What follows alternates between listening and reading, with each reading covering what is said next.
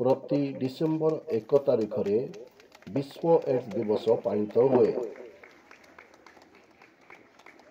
यही दिवस उपलक्षे आज कोरापुट जिला सदर बोकोमाठारे एड्स निवारण विभाग द्वारा विश्व एड्स दिवस पालित हो जाइछि। महा जनसचेतना रैली सह परिक्रमा करा जाई तत्पर एक साधारण सभा अनुष्ठित होइथिला। एड्स रोगर भयावह और निराकरण उपरे जिला मुख्य चिकित्सा अधिकारी समेत निमंत्रित अतिथि आलोकपात करथिले।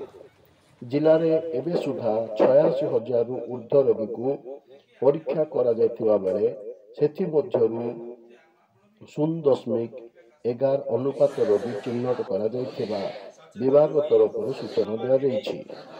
तत्परे एड्स उपलक्षे एक शपथ पाठ करा जायतिला। यह कार्यक्रम में डॉक्टर श्री शिवसाई स्वरूप और आईसीडीएस सुपरवाइजर श्रीमती यशस्विनी रथ, स्वेच्छासेवी गणप्रतिनिधि और बहु छात्र छात्री एथिरे सामिल होइथिले। आपणक पई वार्ता परिचय रखिए। मु यशस्विनी रथ डिस्ट्रिक्ट आईसीटीसी सुपरवाइजर सहित आईसीटीसी 2 रो काउंसिलर अछि एसएलएमसीएच मेडिकल कॉलेज। मैडम आज जो विश्व एड्स दिवस अच्छी ता उपलक्षे आप कौन कहे?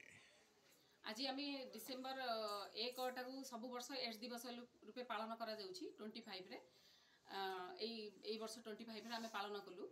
आमे रैली कलु, पिला नहीं रैली तैयारी कलु, गोटे मीटिंग तैयारी कलु। आमर गेस्ट माने आसीथिले, आमर शिव साई स्वरूप सर, ज्ञानजी सर एमाने आसीथिले। पिला एचआईवी एड्स ऊपर बुझेले। ता छड़ा आमे आमर कोरापुटर स्टेटस केते से विषय रे भी आमर आलोचना कराहला।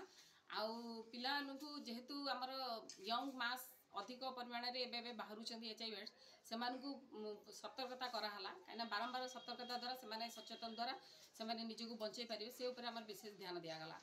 आ छड़ा आमर कैंडल रैली भी हेची। आउ आमर स्कूल कॉलेज मानकरे भी प्रोग्राम करा हेची, स्पोर्ट्स कॉलेज रे प्रोग्राम करा हेची, आमर अंगनवाड़ी आशा मानकु नै कि प्रोग्राम करा हेची। एचआईवी एड्स उपलक्षे आमे ए सब प्रोग्राम गुडा करिजु जेमती समस्त पब्लिक को जेमिति आमर मेसेजटा पहुंची परिबो, आमे से ऊपर विशेष ध्यान देइछु।